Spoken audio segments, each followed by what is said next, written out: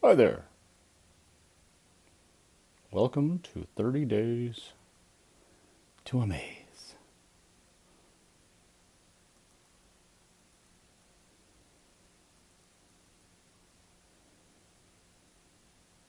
See you in a few.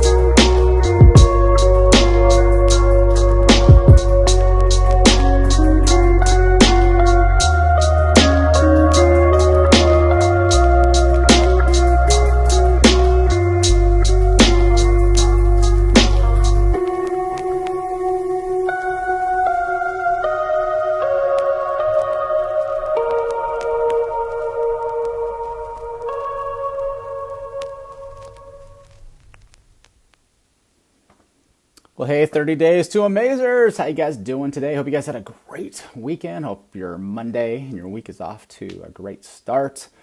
Day 15, man, halfway through 30 Days to Amaze. So again, if you're not all crapped out, if you've made it this far, keep on going, and hopefully it's going to get easier and easier and easier. The hard part's over with, right? Hey, couple things, two housekeeping things. You probably received two emails today. You got your day 15 as expected, but you probably got also day 17 because I made a mistake this morning when I was scheduling that. So on day 17, well, just ignore it. Don't read it because it's coming again. It's going to be coming again on day 17, which is Wednesday. And I was so inspired reading day 17's email that I sent it off to everybody on my list. So you're probably going to get a day 17 email today, and then on Wednesday you're going to get two day 17 emails. So hey, I guess day 17 is an important one for you guys to get ingrained in your brain. So let's just take that as a sign from above to make sure that you read day 17 3 times. All right. Also, hey, coming this Friday, I'm going to be interviewing a very special guest, a guy in our group, Josh. So that's going to be very, very cool. So more on that coming up. But just make sure that you're here on Friday because that will be a special interview. And this guy's got a lot of stuff to share with us. And he's a riot, man. You're going to love him. Okay. Hey, we're at the halfway mark, and a couple of you filled out sort of those halfway mark surveys, and I really enjoyed reading through a lot of those. And this question kind of came up, because I asked you what your obstacles were, struggles still, because I don't imagine that everybody's just got everything all perfectly by day 15. This stuff takes some time.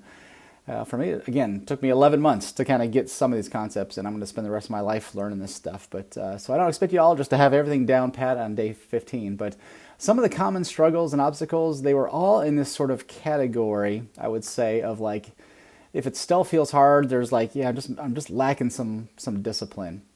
And so I was thinking about that a lot this coming weekend, about just like, what does it mean to be like disciplined? And I don't think you're going to hear this from a lot of health coaches, so I want you to really just pay attention to this for a second. I think discipline has very, very, very, very, very little to do with this. Because I hear this from clients a lot that I work with. It's just like, oh, I wish I was more disciplined. And they're looking at me like I have some kind of superpower. And actually, I do think that is maybe one of my superpowers. I told my wife this is like what I want on my tombstone. Of course, I don't want to get buried. Of course, I don't really care because I'll be dead and gone. But if you want to put 3 things on my tombstone, it's this.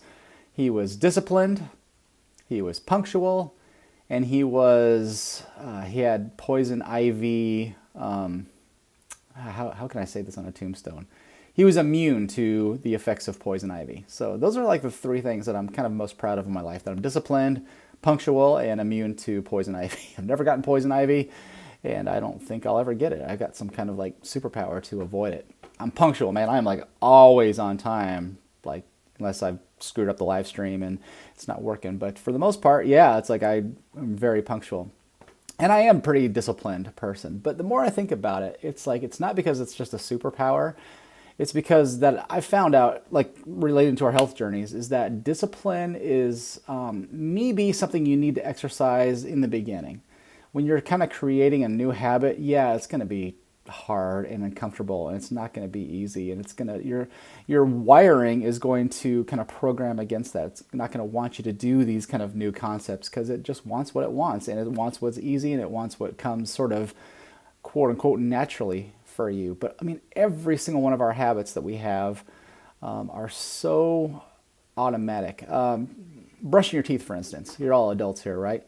Do you guys brush your teeth every day? A couple times every day? And is it because your mama told you to do it? No, if you think back, maybe when you were 10 or 11, you never wanted to brush your teeth, or maybe earlier than that.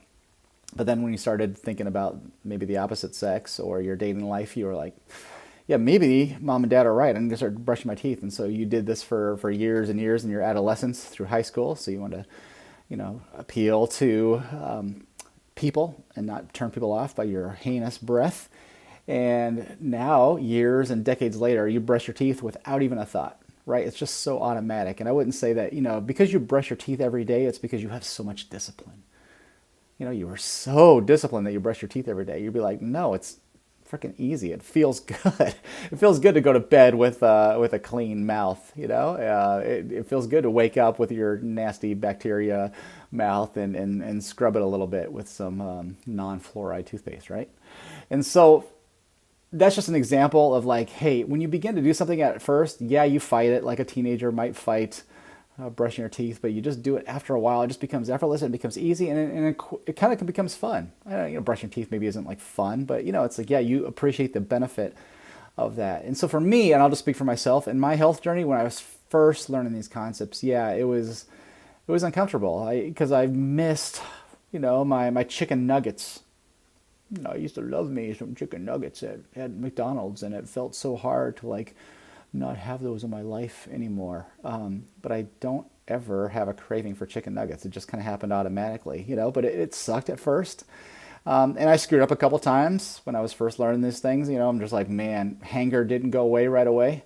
And so I made a couple emergency trips to Taco Bell for a Nachos Bel Grande, or whatever I could afford, finding some coins in my seat cushions of my car.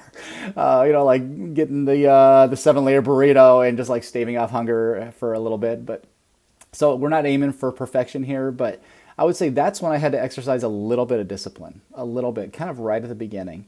But after a while, it's like, man, I feel like it doesn't require any discipline at all. Maybe in the exercise department, it still does. By the way, we're talking about exercise a little bit more in depth today, so I'm going to give you a demo. And I never do demos with exercise. I find most of them kind of completely uninspiring. But I think this will be an inspiring workout demo for you today. So yeah, that's coming in a little bit. But I think you understand that, hey, most habits, if you've ever tried to like do a new habit, or if you tried to get rid of a bad habit, it requires a little bit of willpower, a little bit of discipline, but right at the beginning. And a lot of us right at the beginning, we say, you know what, screw this. We don't want to do any more hard stuff and we give up. And so, I just want to say, keep fighting through it. Okay. Don't expect your habits to change, because we've talked about some big ones, right?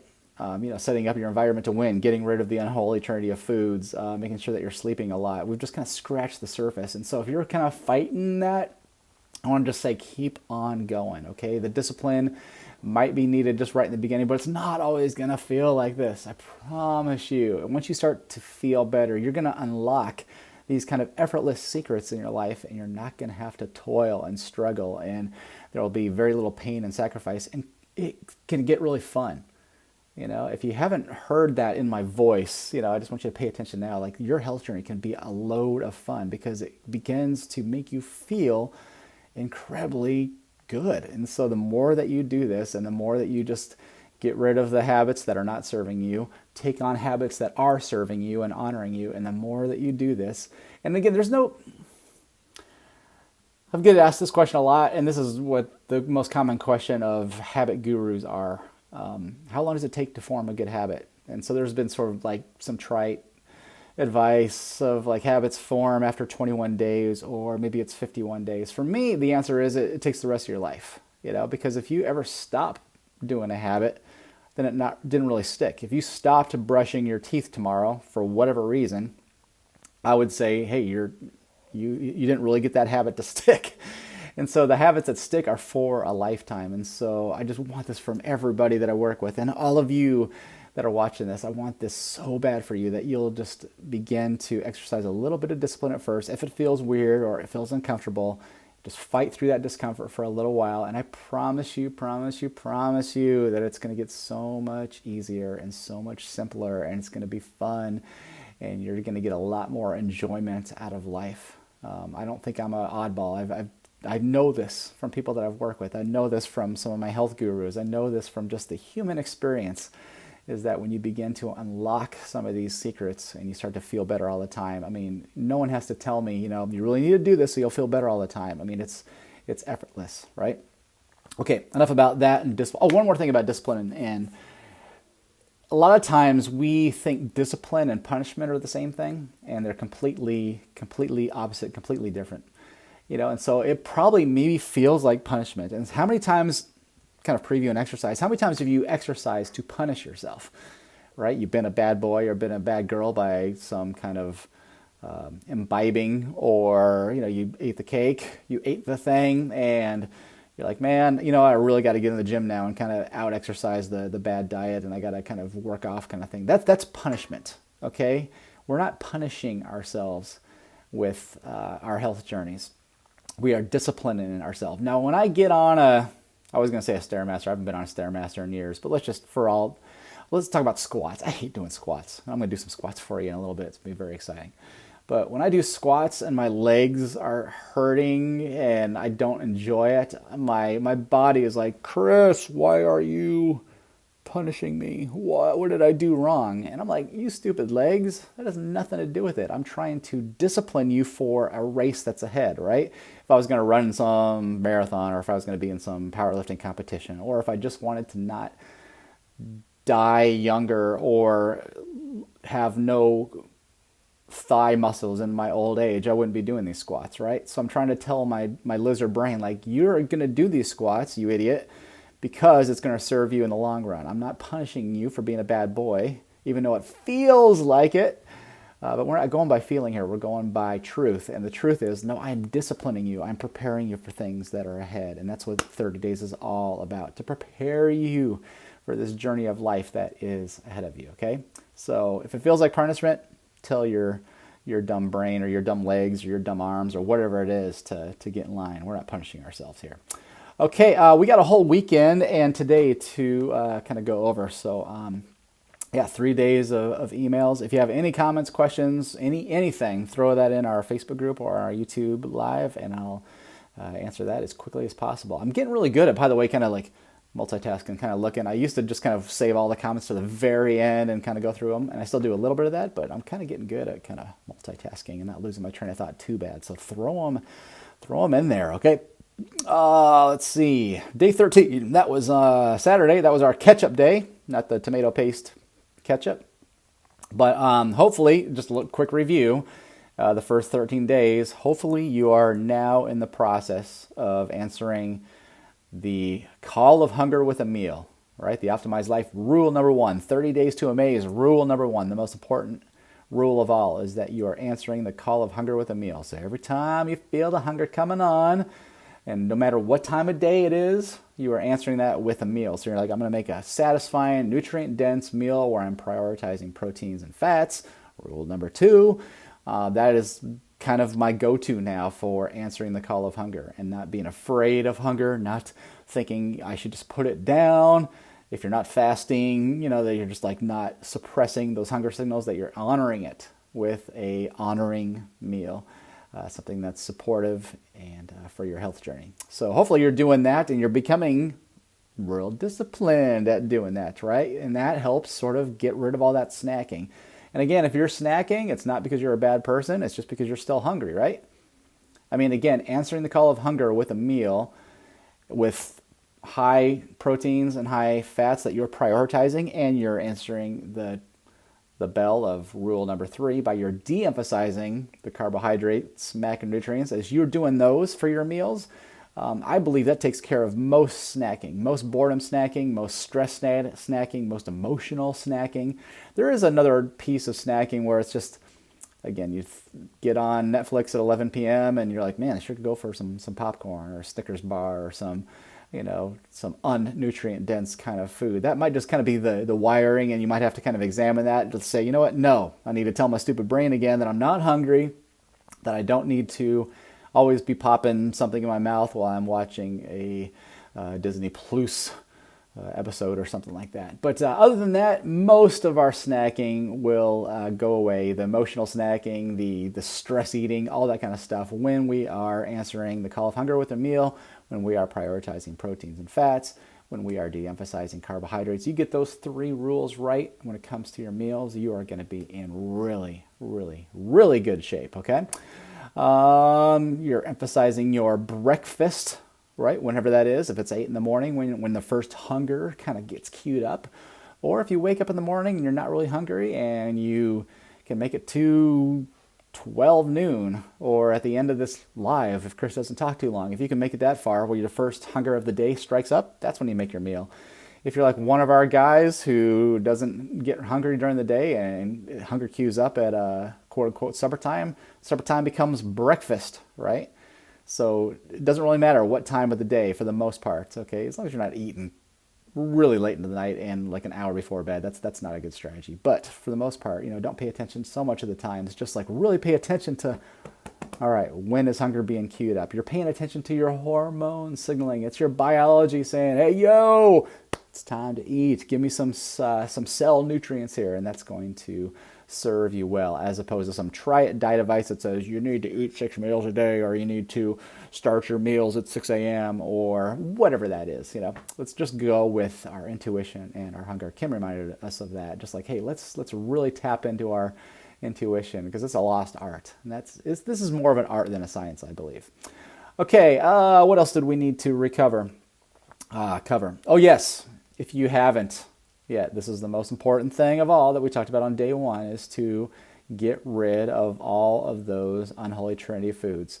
The factory oils that are total, like drinking liquid radiation in your cells. This is the same as pouring corrosive material down your pipes. You don't want any soybean oil, canola oil, vegetable oil, peanut oil, safflower oil, rapeseed oil, grapeseed oil.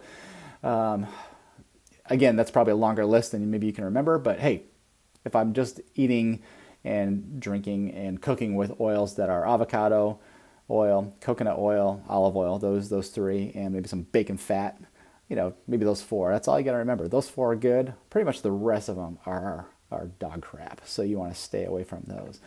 And it's never too late to go all the way back to day number 1, okay?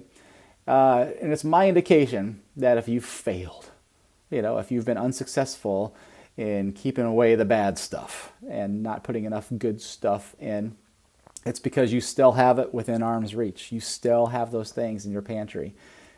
So, and don't feel like a loser, but just get on that, okay? You don't have to feel like you've missed the boat. Just go back to day one and do that. Set up your environment to win. So you don't have to exercise tons of discipline, right? You can have the cookies in the cupboard because you bought them and you don't want to throw them away and you feel like, I'm just not going to eat them, but you're going to eat them someday, right? So, but the cookies are in there and now you're exercising a lot of willpower and a lot of discipline. And then one day you're going to cave into that because hunger is going to queue up and you're going to succumb to that. So wouldn't it be better to just ditch the cookies and get them out of arm's reach? So when the hunger pain comes on, you're like, okay, I'm going to go look for those cookies. They're not to be found. So what do? You make a meal instead. By the way, Melissa Hartwig talks about this, says that most of our food cravings and all, I would say, temptations last about 3 to 5 minutes at the most. So think about that for a second. And this is why it's really good to keep this crap out of your house, is because if I really have, let's say, a late night, man, I got to go get me some cookout, for those of you on the East Coast, right? Or if I want to go get a late night McDonald's drive-thru or something like that. By the time, okay, we got this craving for it, we know we shouldn't do it, but there's nothing like that in the house, so I'm going to go out. By the time, especially this time of year, by the time you go and put your boots on and your snowshoes and you go out to the car and you scrape off the ice off your windshield and you get in the car and you drive, most of that's going to be going away. Most of the time, cravings last only about 3 to 5 minutes. So it's a really good strategy. If you don't have it in your house, by the time you're like starting to get dressed, you're like, you know what? No, I don't really want that. I don't really need that. I'm not even that hungry. What am I thinking? Just go to bed, sleep it off. So again, setting up your environment to win, the most important thing we're ever going to do in 30 Days to Amaze. And if you haven't done that yet, that's probably why you've quote unquote failed, where you've been unsuccessful so far. So make sure you go back and do that again, okay? That's the most critical step of all. So convince me I'm wrong on that, okay? Hopefully you're changing your sedentary positions. So we talked about exercise is just, getting your positions moved. So, if I'm at the standing desk, I'm going to have a timer to go off and I'm going to sit down after that. I mean, what kind of health coach tells you to sit down after your stand-up desk, right? If you're sitting down for 30 minutes, now it's your time to stand up. If you're just sitting down watching TV on a commercial break, make sure you go and do some squats or something. We talked about a strategy of keeping maybe a pull-up bar under your bathroom door. So every time you go to the bathroom, you'll do like one pull-up or something like that. So making sure you're changing your sedentary positions, maybe a walk outside if you're able to do that. That's the second level of exercise. It's just a simple, slow, luxurious walk for 30 minutes or less. Going to bed earlier. Hopefully you're getting a lot of quality sleep these days, and hopefully your diet and a little bit of exercise, maybe even just changing your sedentary positions or even going for a walk, is actually helping you sleep.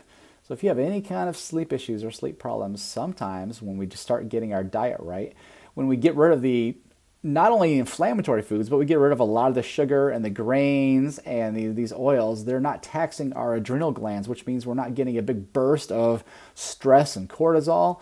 So when we're eating a nutrient-dense, high-protein, high-fat, low-kind of carbohydrate meals, and those are the bulk of our diets, man, that is just really not going to stress your body out, which means you're probably going to sleep better. So hopefully you're getting a lot better sleep. If you haven't been paying attention to that, hopefully you're getting better sleep and you're moving your position, you're changing your positions, you're moving, you're getting walking in, and all of that is starting to kind of move the needle forward. Maybe you haven't lost 20 pounds yet. That's okay. I don't expect that to happen, with these sort of low-level kind of movements and low-level kind of concepts that we're doing. But man, you do these for a couple more weeks, you might begin to see the needle move forward in your health journey. And if fat loss goals are a goal for you, maybe you'll see the needle move down on the scale if you're still weighing yourself. I hope you're not weighing yourself. We'll talk about that later. All right, that's enough about that. Hey, Nancy, happy Monday to you. You've been cleaning snow and ice from the car. Good exercise. Yeah, I actually shoveled my driveway, and we don't do that much where I live. I did that on, I guess it was Saturday, and I didn't really need to do it, but I kind of wanted to get some exercise in. I'm like, hey, shoveling snow, what a great way to do that and clear your driveway at the same time. So if you can get any movement in and it's weather related, that's awesome. So glad to see that's working for you, Nancy. And by the way, Nancy, that counts. Okay, I'm sure you maybe are sore after that, but I really want to emphasize like that kind of exercise counts. Vacuuming your floors counts. Not if you have one of them Roombas. I'm not talking about that. But if you're actually vacuuming your floors or walking around dusting and not even breaking a sweat, if you're just moving, that is the non-negotiable exercise that we're talking about. So there's a lot of ways to get it. Don't ever discount the fact that vacuuming or dusting or doing any kind of household chores or going off and scraping off your car, that doesn't count. That counts, okay? So I want you to begin to see that as counting. That is your exercise for the day, your movement for the day, and that's awesome. Any way you can get it in. And, find creative ways to do that. I didn't come up with this, but I do this all the time now. Like, I used to just drive around looking for the best parking spot. It's like, why would I do that? I want to park, far away on every store I go to and just get a little bit of movement in. I go to a grocery store where you have to return the cart to get your quarter back. So that's just, I get a little bit more movement in that way. And you can just, and I'm not talking about steps. I'm not counting steps. That's just for me. I don't really enjoy doing that. But I love getting movement in. Again, it becomes a joy. It becomes like effortless. And, no one scratches my car with their doors when they open it up. So there are a lot of great benefits to that. The only thing that sucks is like when I go to return my card and there's some guy coming. He's like, hey, I'll return that for you because he or she's going in. And I'm just like, well, okay. Less steps in. But glad I could help the guy. I feel like he was doing me a big favor. What am I supposed to say? No? Get your own card. I'm going to return this because I want to get a couple more steps in. All right. Day 14. You can't out-exercise an unsupportive diet. I've kind of already said this before, but get this ingrained in your head, okay? No, really. You really need to get this concept in your noggin, okay? I still fight it because this is diet culture, and I still fight this concept of I still got exercise to work off like fat. No, I don't. I really don't. Does it help? A little bit. If I'm graphing it like a pie chart, for me, 80%, and maybe more than that, but let's just say conservatively that 80% of staying lean and not tacking on too much body fat is all about prioritizing your diet. The things that you put in, but much more importantly, the things that you don't put in. The unholy trinity of foods. You keep the unholy trinity of foods and you're probably going to get 80% of the way towards your health journey. Okay, so 80% of our diet, the big piece of the pie, right? This pie, it's hard to do a pie chart with two hands. And then the next most important part in my book is sleep. I think sleep is 10% of our fat loss journey or health journey. Not everyone has fat loss goals, but to maintain your leanness, to be healthy and vibrant, getting sleep is. So now we're talking about 90%. With diet and sleep, we're talking about 90%. So I put exercise in the 5% category. And again, most people don't believe this or think this. A lot of health coaches don't agree with this because they think the most important thing is to get a gym membership and start exercising and go work out and, you lazy bum. And I think exercise is great. We're going to talk about the benefits of that in a second. Exercise is awesome, but it's terrible for losing fat. If you're using your exercise as a way to combat your lifestyle and your nutrition, then, man, you're going to toil for the rest of your life. And so I don't want you to toil for the rest of your life. What I want you to do is continue to eat nutrient-dense, amazing, delicious, awesome, supportive food. Get 80% of the way to your health journey. I want you to prioritize sleep so you're getting the best possible sleep. And then you're like 90% of the way there. And then you just start adding some of these other things like exercise, like maybe 5%. It's an important part, which we're going to talk about right now. But don't ever think that exercising is a way out of a cruddy diet. Don't ever use exercise to combat the bad thing that you ate, or worse, you do it as a preemptive strike. You say, "Hey, I'm gonna go eat some Taco Bell afterwards, so let me work in advance. Let me get some calories burned so I can go enjoy a Nachos Bel Grande or a Chalupa from Taco Bell." It's like, don't do that. That is a weird relationship with food. It's even a more weird relationship with exercise, right? So why do we exercise? If it's only 5%, what's the big deal? Maybe we can just not do it. And by the way, I feel like strength training, which we're going to talk about later on here in a second, but I think strength training is actually optional. Okay. Again, there's the move it or lose it kind of concept that, if you don't move it or strengthen it, you're going to lose it in your old age. But, in terms of just kind of just overall sort of wellness and goodness, you don't have to lift weights. You don't really have to. I strongly recommend doing it. But here are the reasons, or the top reasons why we exercise, the big ones. Nothing, again, this little 5% piece of our health journey. Okay, so it's important, but it's still small.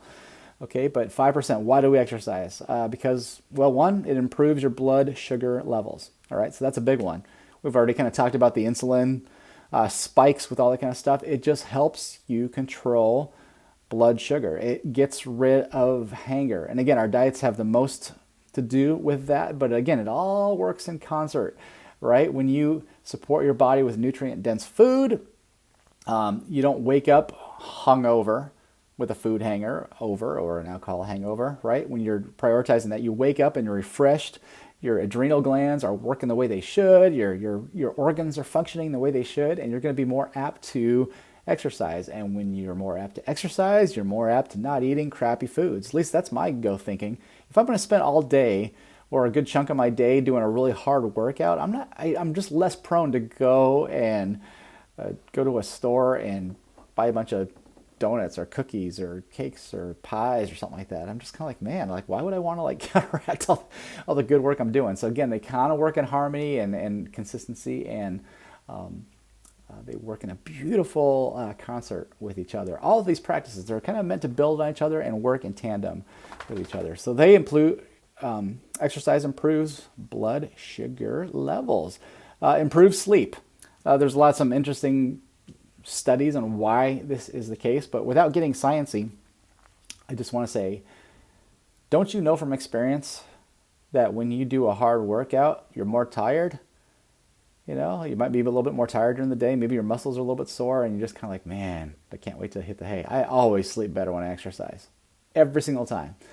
And so exercise improves sleep. I sleep because I think it's just because you're worn out a little bit more. When you do a really intense but brief exercise session, your body's going to crave bedtime and going to crave that restorative sleep, and you're going to sleep better too. So, and when you sleep better, you might wake up and say, man, I slept so good last night. I think it's time for some exercise. When you sleep terrible, probably not exercising very much, right? You're just like, I think I just want to lay here and not do anything. So again, another example of how they work so amazing together. Exercise improves stress management. We're going to talk about stress not too long, in a couple more days, and I believe that's the other 5% of the pie. So that's a big one. It's almost impossible to lose fat when you're stressed out. You can be doing all the right things with your diet, all the right things with your sleep, but if you're a walking ball of stress, don't expect to lose excess body fat. Ain't gonna happen. Just isn't. But exercise improves your stress level. And again, this is kind of like the other one. Don't you know this experientially? That you're doing some stressful exercise, or you're doing something that's kind of hard or something kind of intense, and it's stressful, but you feel less stressed afterward. You are like working out a lot of that stress. So if you have stress problems, you better start prioritizing your workouts. You better start doing some intense but brief, explosive efforts, okay? So that helps stress, okay? And related to that, it improves symptoms of depression. We've talked a little bit about this a couple days ago, but if you are experiencing symptoms of depression, I would say the first thing you need to do after getting rid of inflammatory and brain-inflaming foods, like a lot of sugar and a lot of grains and all of those stupid oils that we've been talking about, getting rid of the whole unholy trinity foods, number one. But if you have depression symptoms, I'd say the next thing you need to do is probably sleep as well. But man, really prioritize strength workouts and working out and exercising. That is so much better than meds. Okay, and this is not to come down on meds. I know that they've helped a lot of people, but why, when you go to a doctor and if you tell your doctor that I'm experiencing depression, that it's rare that your doctor will say, first and foremost, let's get you on an exercise routine. Let's start getting you doing some resistance exercises. It's usually, no, I've only got time to hear about your symptoms, and here's your bottle of meds, and let me know how you do when you see them again in 6 months. And so, let's start with, if you have any symptoms of blahs or depression, if it's really severe, or if it's just kind of you just kind of wake up and you got kind of the doldrums like all of us do. First of all, it's not unusual. It's not unusual to have days that are blue or to have periods in your life that are kind of blue. And collectively, holy crap, are we in one since March of 2020, right? We're all in this depressing collective bleh, and it is depressing. I just interesting anecdotal statement right now, but I know this church in Denver, Colorado, where I'm from. It's a large church, and the pastor there, he was telling this group that I'm a part of. He was saying that since COVID hit, they've done one funeral for COVID related death, one, and they've done 8 funerals for suicides. I found that, I don't know, it's been sticking in my brain that we are all in a very depressed state right now, or I should say that we're all a lot more vulnerable to depression than we ever have been. So what better time and a lot of us have some more free time than we ever had, right? With maybe being in a lockdown and maybe being home, and maybe it's harder for you to exercise because they took away your gym membership or something like that. But hey, try to be as resourceful as you can. I'm going to give you an at-home workout here in a second that most people can do. It's not too tough. But yeah, if you begin to do that, I think that you'll really see depression go away. Or I shouldn't say go away. The symptoms will be mitigated. They will be less. So if that's important to you, another reason why exercise is a good thing. And lastly, I think exercise improves your joy levels. So it decreases depression and it increases your joy. And I look at this as like, when I'm exercising, I should be doing it where I'm celebrating what my body can do still. Now in my 20s, I could dunk a basketball, maybe a volleyball. I could like palm it, whatever ball I could palm, I could dunk that thing on a 10-foot hoop. So I had like major hops for a white guy, right? But I can't do that anymore, not even close, and that's not a goal of mine. I don't expect to get more vertical as my days get closer to death. But where was I going with that? Oh yeah, so there are some feats that I can't do anymore, but I would say that I look at exercise now as a celebration of what my body can do, not what it can't do. So when I go out for a walk, I'm just like basking in. I'm not going for a walk because I'm like, I gotta move myself today, or I shouldn't say primarily, right? I'm primarily not trying to just move my body because it's really good for insulin levels. I gave you all the kind of boring, but this is the most important, this is the most exciting one.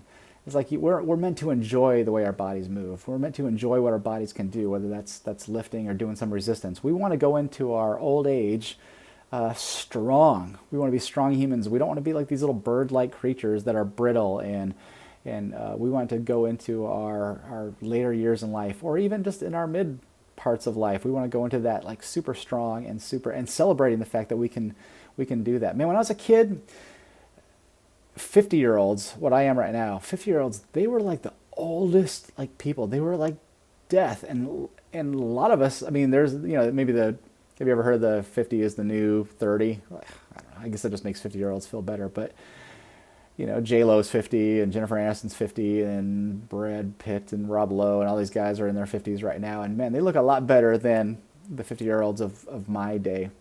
And a lot of that is because we kind of know a lot more now, that we've kind of learned to improve our bodies, that we understand that exercise is important. Man, when I was growing up, 50-year-olds were all, they all looked like they were near death.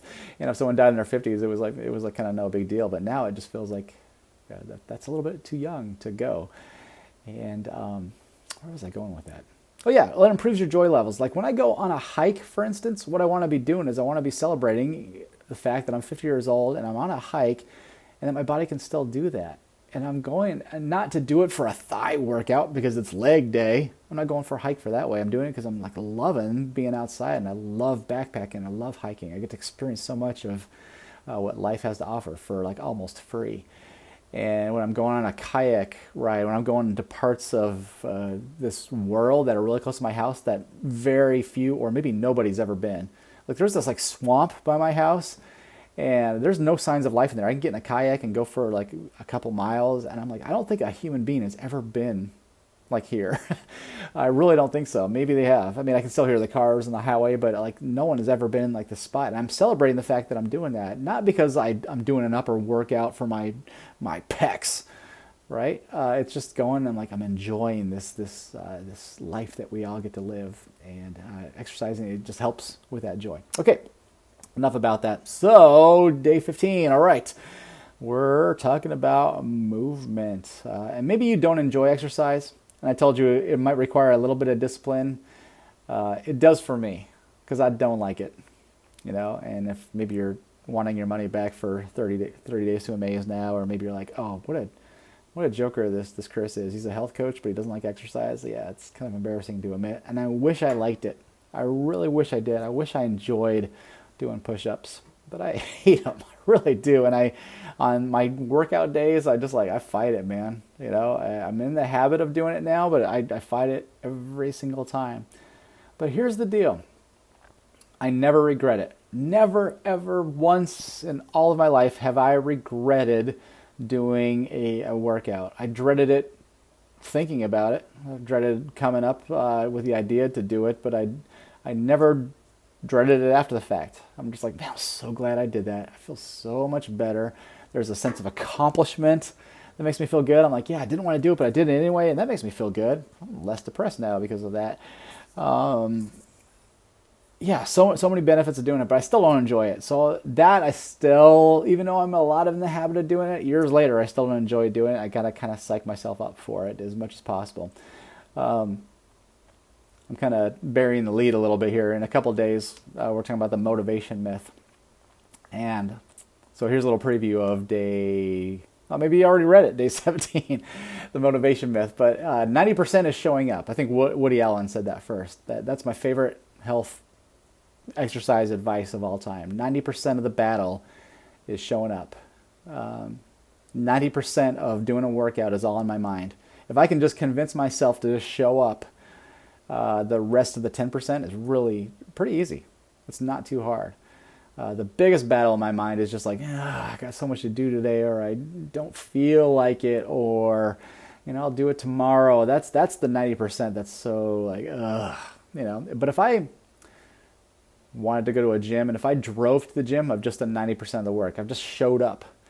If I want to go for a walk, or I don't want to go for a walk, but I just put on some warm clothes because it's kind of cold outside, I put on some warm clothes and I step outside, I've done 90% of it. 10% of the walk is pretty easy after that. I think you hear what I'm getting at, right? It's like it's the battle that rages in your mind. If you can just show up, if you can just start doing your exercise, the rest of it relatively easy, and it's usually over pretty quickly, especially if you're doing the kind of exercise that I'm going to be teaching you how to do. It is over quickly. I am all about getting the biggest bang for the buck. That is my whole philosophy. If you're like a loving exerciser and you want to do long workouts, I'm not the right guy for you. But if you're looking to do efficient, short, brief, intense workouts that are going to give you the biggest bang for the buck, man, I'm your guy, because that's what I do.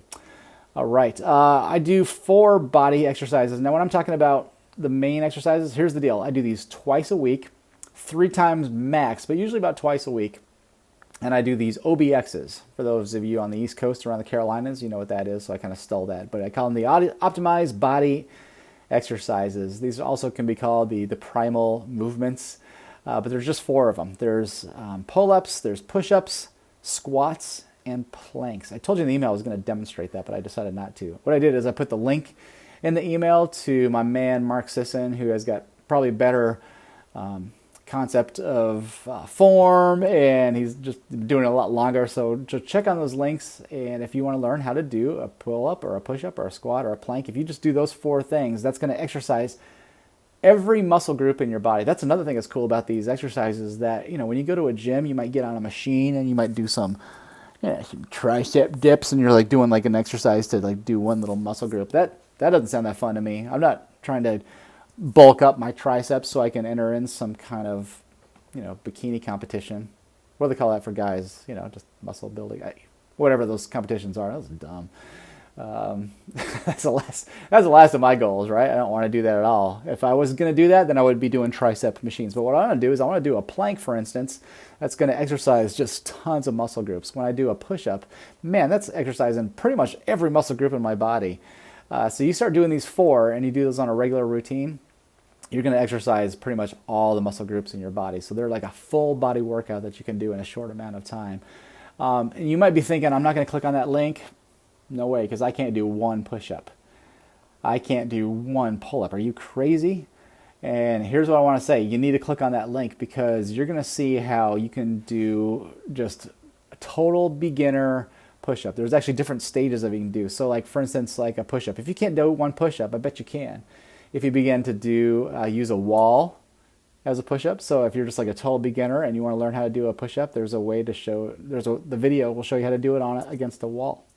Okay, and yes, it counts.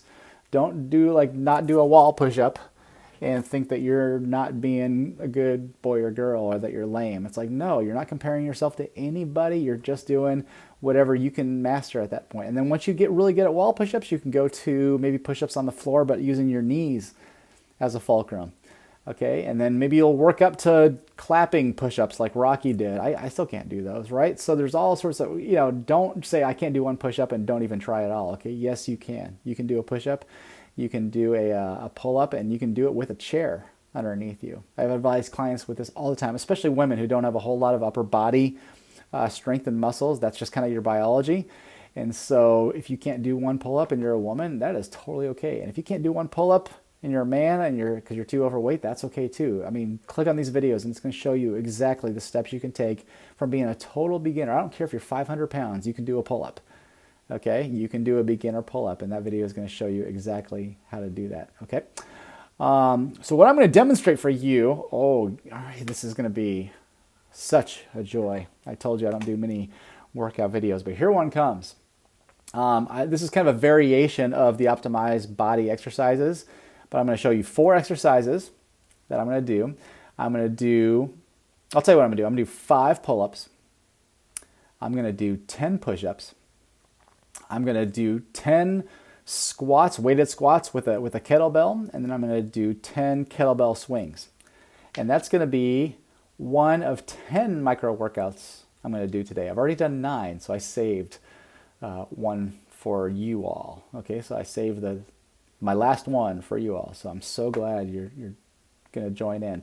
So I'm going to do that. I'm going to show you what that looks like, and then I'll kind of come back and talk about it a little bit. So I'm going to take these headphones out, but there's still a microphone on there. Hopefully you won't need the, all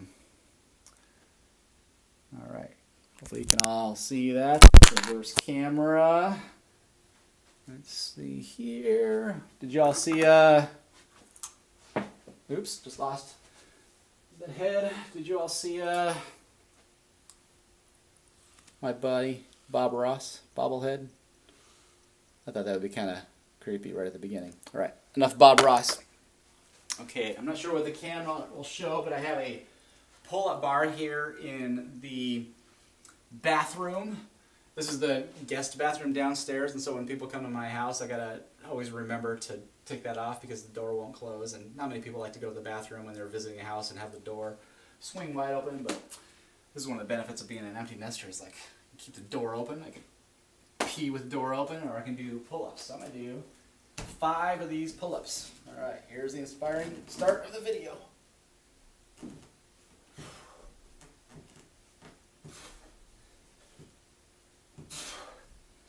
So just 5 of those.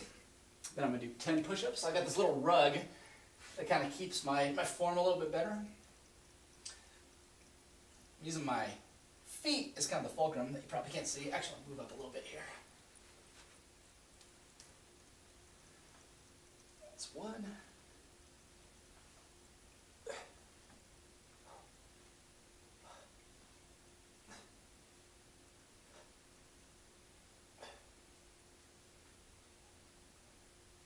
That's 10. Now I got this 45-pound kettlebell. I throw it up, kind of fun. Then I'll do 10 squats with these. My least favorite part.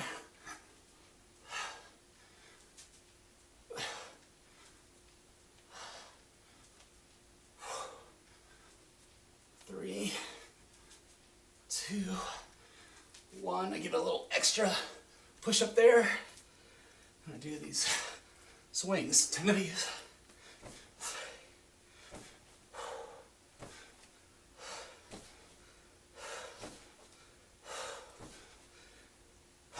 9, 10. Whew. And that's it. All right.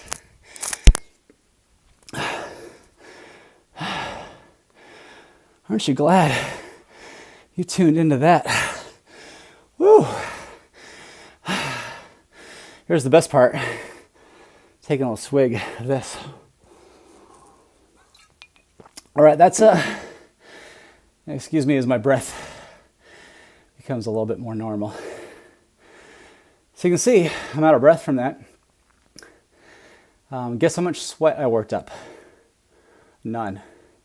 Maybe a little bit on the brow, but hardly any. I could do this in jeans.